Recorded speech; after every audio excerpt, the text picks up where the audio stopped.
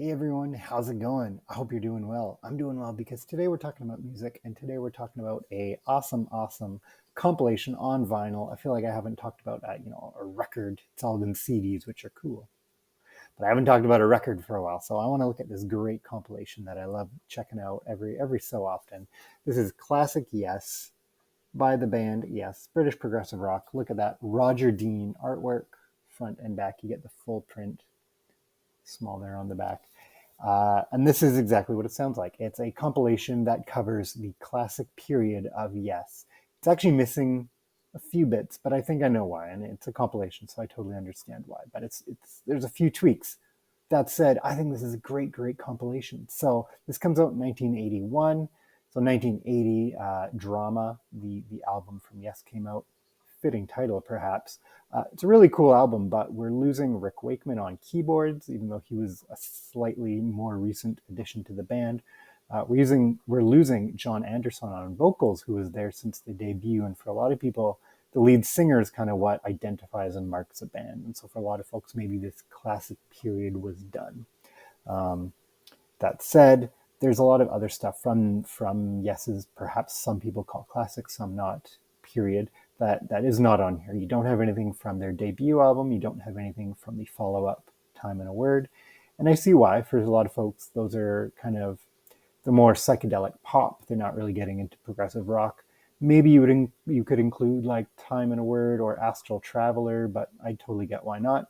You don't have anything from Tales of the Topographic Ocean, which I see why, because that is a 2 LP kind of 4 epic length track. So some people, that's too much for them. And then if you did include that on here, that this is a single LP, that would just take up an entire side. So as a compilation, you're probably not doing your job too well. Um, what else? So you don't have anything from Relayer, which, yeah, you do have that one side long epic, but you do have a couple on the B side that could have fit, but I get why maybe you're not putting anything from Relayer. I really like that record. And then you don't have anything from Tormato or Drama. Drama, I see why we kind of talked about. Maybe that's not part of that classic period, but I kind of think it is. Tormato is a record that often gets maligned. I really like it.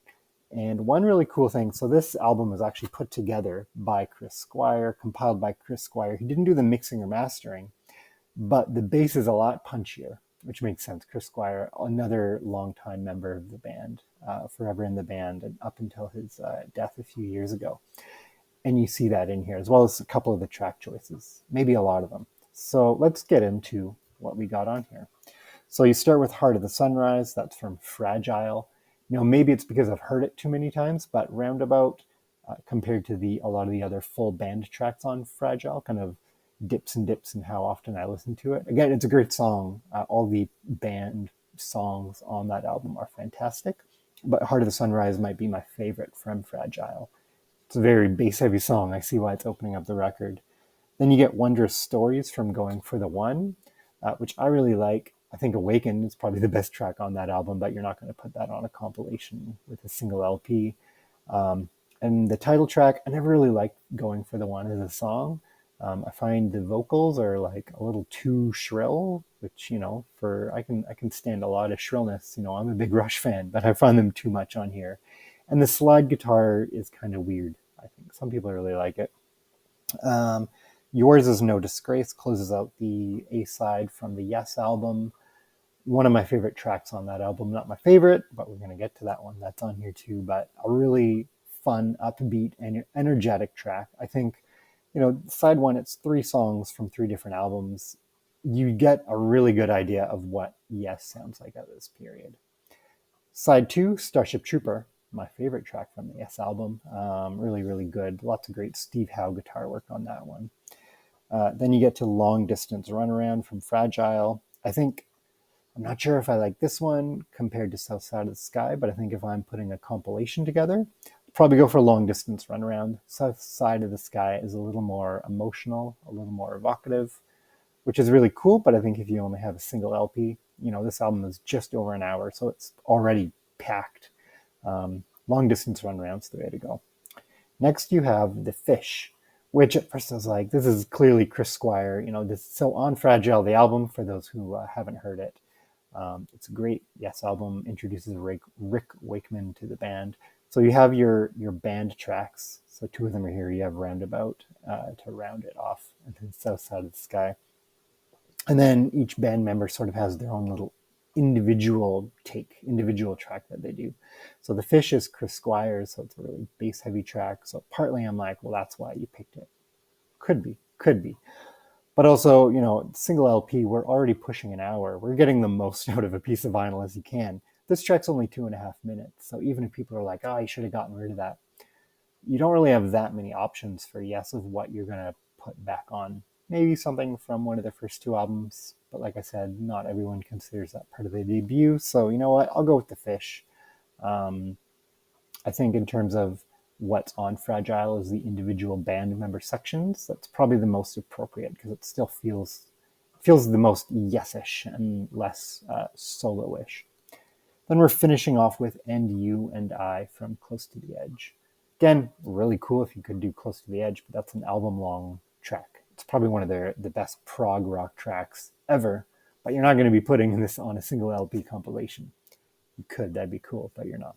So in You and I like this one. The other track you could put from that album is Siberian Katru. I like this one a bit more. I think in terms of ending a compilation, it's a really strong choice and it feels really good. The mixing on this is really cool too because it's remixed from how these all appear on their albums. So I kind of prefer a lot of the more recent, especially the Steven Wilson mixes that have come up recently. But it's kind of cool. It's very noticeable on here that these are a lot bassier and punchier, and it usually works pretty well. It sounds a little weird with Yours Is No Disgrace. There's a section where everything sort of gets fuzzed down and goes really bassy, and because of that mixing, it's even more bassy. That's kind of weird. But otherwise, everything on here sounds really good. So in terms of compilations, this is just a really great slab of wax. This is a perfect thing for someone who's not really into Yes or not sure where to start. Get this, you get classic Yes. Like if you're not a fan of this, you can try some of their later 80s stuff. They're more like AOR rock stuff. You can go into the 90s with albums like Talk or even late 90s with The Ladder and see if that's more your style. But if you're wondering like what does Yes sound like, this is the way to go. There's a compilation that came out this year, 2023, called Yes Singles, and it's all the singles. It's all the radio edits, which is cool, but Yes isn't really a band that lends themselves to radio edits.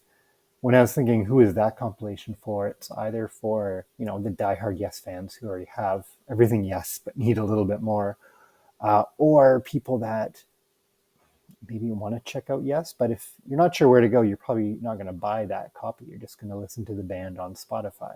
You're going to check out, the top 5 tracks or whatever. So is it for people that just want to know sonically what like the tapestry of Yes provides without kind of the structure, like getting the substance without the structure, a drink of water without the glass? You kind of need both. You can't have the water without the glass, and then the glass without the water doesn't really sustain you, right? So something like this, I think, is perfect. You get both. You get the cool prog rock glass. Didn't think this metaphor through in the cool liquidy. Yes, I don't like where this is going, so we're gonna change gears. This is a great compilation, and I can't recommend it enough. If you're not sure where to go with Yes, or you have but you don't have this compilation, check it out. It's on CD. I think it's even streaming. You can stream this on Spotify for sure. I know that, but even just on good old vinyl, sharing a record. You don't need to be here while I take thumbnails. This is my time. Awesome. But otherwise, I hope you're having a great day because I'm having a great day. I'm gonna flip this over, go back to side one. I listened to this a few times this morning, and I think I got one more in me before switching gears. So yeah, have a great day, everyone. Catch you next time.